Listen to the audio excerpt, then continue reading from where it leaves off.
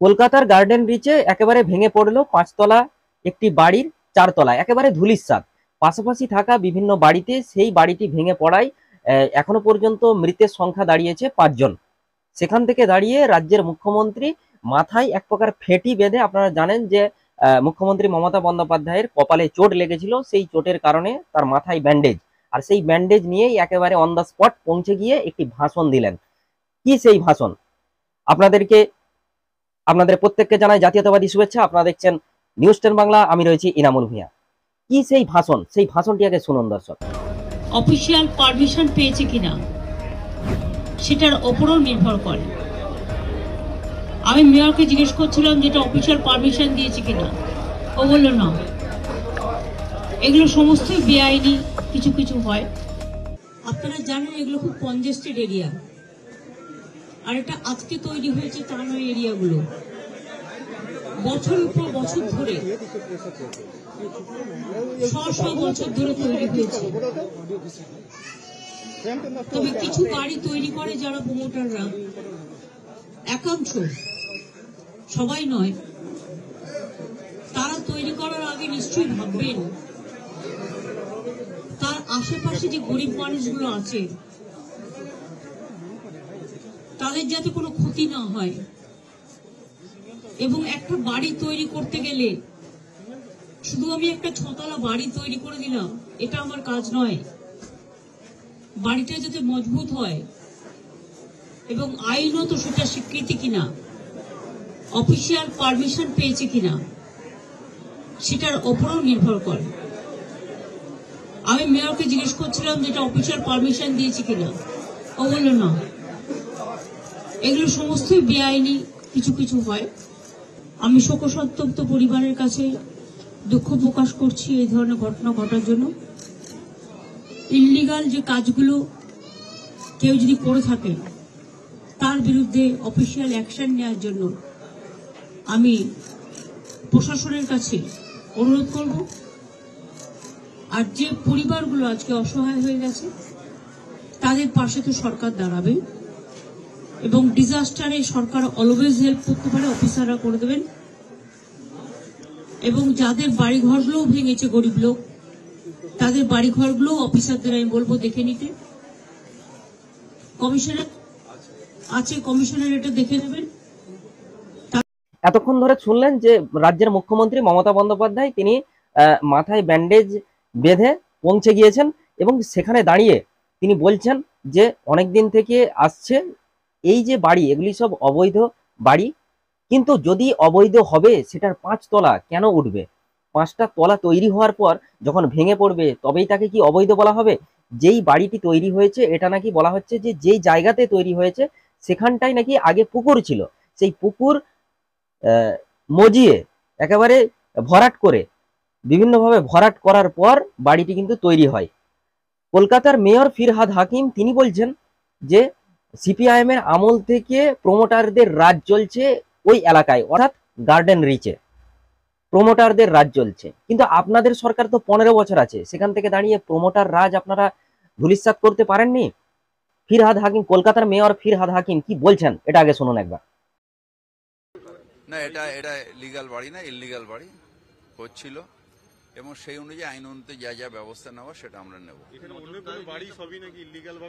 এটা বামফ্রন্ট আমল থেকে, এখন খুব একটা হয় না, কিন্তু বামফ্রন্ট আমল থেকে এটা এখানকার বা আরো কিছু অঞ্চল আছে যেখানে এটা একটা রীতি হয়ে দাঁড়িয়েছে। এটা একটা ট্রেন্ড চলছে, কিন্তু সেই ট্রেন্ডটা চলছিল কেন না, বিএলআরওর কাছে গিয়ে নাকি সঠিক হয়ে যেত, পারমিশন পেত না।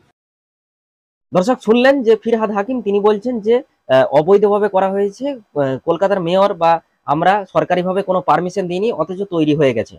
তাহলে ভাবতে হবে যে দুর্নীতিতে যুক্ত কারা। একটা বাড়ি যখন 5 তলা তৈরি হচ্ছে, যখন ভিত স্থাপন করা হচ্ছে, তখনই তো তাকে রুখে দেওয়া উচিত। যদি যদি সেটা অবৈধ হয়ে থাকে রুখে দেওয়া উচিত, কিন্তু সেখান থেকে দাঁড়িয়ে তারা কিন্তু রুখছে না। একেবারে লোকসভা ভোটের আগে কিন্তু এক প্রকার সমস্যায় পড়ছে রাজ্য সরকার বিভিন্নভাবে। এই প্রসঙ্গে রাজ্যের বিজেপি সভাপতি সুকান্ত মজুমদার কি বলছেন এটা আপনাদেরকে শোনাবো, শুনুন দর্শক। এই তো গোটা কলকাতাকে এইভাবে অবৈধ নির্মাণের যে টেন্ডার, সেটা তৃণমূল নেতারা দিয়ে রেখেছে। তৃণমূল নেতারা কী করবে? প্রতি স্কোয়ার ফিটে তো তারা পয়সা নেয়। তো প্রতি স্কোয়ার ফিটে যদি আপনি টাকা নেন, আপনার মেরুদণ্ডে জোর থাকবে এর বিরুদ্ধে প্রতিবাদ করার। আজকে ভাঙছে, 30 বছর পর আরও প্রচুর বাড়ি ভাঙবে। এখন একটা দুটো করে ভাঙছে। আপনি উত্তর কলকাতা যান, দক্ষিণ কলকাতা যান, চেতলাতে যান, কোথায় যাবেন? কোন জায়গা নেই যেখানে স্কোয়ার ফিটে কাউন্সিলররা টাকা নেয়নি? প্রত্যেক কাউন্সিলরকে স্কোয়ার ফিট কাউন্সিলর বলা হয়। এক একজন কাউন্সিলরের সম্পত্তি দেখলে মাথা খারাপ হয়ে যাবে। এক কাউন্সিলর তো পিডাব্লিউডির জায়গা দখল করে বাইপাস ধাবা বানিয়ে বসে আছে। জায়গাটাই অবৈধ, সরকারি জায়গা।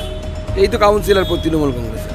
একেবারেই রাজ্যের বিজেপির সভাপতি সুকান্ত মজুমদার তিনি কিন্তু বলছেন যে তৃণমূল কংগ্রেস স্কোয়ার ফিটে টাকা নেয়, স্কোয়ার ফিটে ফিটে টাকা নেয়। মানে একেবারেই যে অভিযোগ যে যারা প্রমোটার ছিল, প্রমোটারকে এই মুহূর্তে গ্রেপ্তার করেছে সেটা সবার জানা, কিন্তু রাজ্যের বিজেপির সভাপতি তিনি যে কথাটি বলেছেন একেবারেই প্রাসঙ্গিক কথা। একেবারে স্কোয়ার ফিটে টাকা নিচ্ছে, কারণ যেই বাড়ি 5 তলা তৈরি হয়ে যাওয়ার পর ভেঙে পড়লে তাকে অবৈধ বলা হয়, তাহলে আরো কি কি দুর্নীতি চলছে, কত জায়গাতে এখনো বিভিন্নভাবে অবৈধভাবে নির্মাণ হয়ে আছে সেই বাড়িগুলি হয়তো পরবর্তীকালে ভেঙে পড়তে পারে। আর এভাবেই কিন্তু রমজানের পরিবারের মতো আরো কয়েকটি পরিবার একেবারে নিঃস্ব হয়ে যেতে পারে। দর্শক, একেবারে আমরা যেই ছবি আপনাদেরকে দেখাচ্ছি এই মুহূর্তে দেখতে পাচ্ছেন, পাশেই দেখতে পাচ্ছেন যে গার্ডেন রিচের যে অবস্থা, এনডিআরএফ যারা উদ্ধার কর্মী তারা কিন্তু উদ্ধার কাজে লেগেছে, কিন্তু মৃতের সংখ্যা 5 পেরিয়ে আরো হতে পারে বলে সম্ভাবনা করা হচ্ছে। এই যে একের পর এক, কালকে আপনারা দেখলেন যে এসআই যে ফুড যে পরীক্ষাটি ছিল সেখানে 10 মিনিট আগে কোশ্চেন পেপার ভাইরাল, আজকে দেখছি যে বিল্ডিং ভেঙে পড়ছে, আরো বিল্ডিং ভেঙে পড়তে পারে, কারণ কত অবৈধ বাড়িঘর নির্মাণ আছে ওই সব এলাকাতে তা কিন্তু গণনাযোগ্য নয়, হয়তো গণনাযোগ্য নয়। সেই বাড়িগুলিকে যতদিন না ভেঙে পড়বে ততদিন কিন্তু অবৈধ বলে ঘোষণা করবে না এই রাজ্যের সরকার, এবং সেই স্পটে যাবে না। আমরা এটাও দেখলাম যে হাসপাতালে চলে গেলেন রাজ্যের মুখ্যমন্ত্রী মমতা বন্দ্যোপাধ্যায়, দেখা করলেন বিভিন্নভাবে, কিন্তু মাথায় রাখতে হবে 2024 লোকসভা নির্বাচনের আগে এই রকম যে একটা করে ঘটনা ঘটছে তার কি ভোটে ফলটা বা এর কারণ হয়ে দাঁড়াবে না, রুখে দেওয়ার কারণ হিসেবে দাঁড়াতে পারে না? আর রাজ্যের কলকাতার মেয়র ফিরহাদ হাকিম তিনি কিন্তু বলছেন যে রাজ্যের মুখ্যমন্ত্রীর সঙ্গে আমার কথা হয়েছে, সেখানে মুখ্যমন্ত্রী বলেছেন যে মৃত পরিবারের জন্য 5 লাখ টাকা করে দেয়া হবে। মানে বুঝতে পারছেন, একদিকে মরে যাবে তারপরে 5 লাখ টাকা দেয়া হবে মরে যাওয়ার পর। মানে এরকম ভাবে চলছে আমাদের রাজ্য। একেবারেই তা দেখতে পাচ্ছেন বিভিন্ন নিউজ মিডিয়ার পর্দায়। লোকসভার আগে কিন্তু এই যে একটা ধাক্কা, এই ধাক্কা তৃণমূল কংগ্রেস কতটা ট্যাকেল করতে পারে এটাই কিন্তু দেখার বিষয়। এখনই আমার সাথে মুখ্যমন্ত্রীর কথা হয়েছে, যারা মারা গেছেন তাদের 5 লাখ টাকা করে আমরা দেব ফ্যামিলিকে, আর যারা ইনজোর্ড তাদের 1 লাখ টাকা করে ফ্যামিলিকে দেব। নজর থাকবে সেই দিকে, দেখতে থাকুন নিউজ 10 বাংলা। ধন্যবাদ।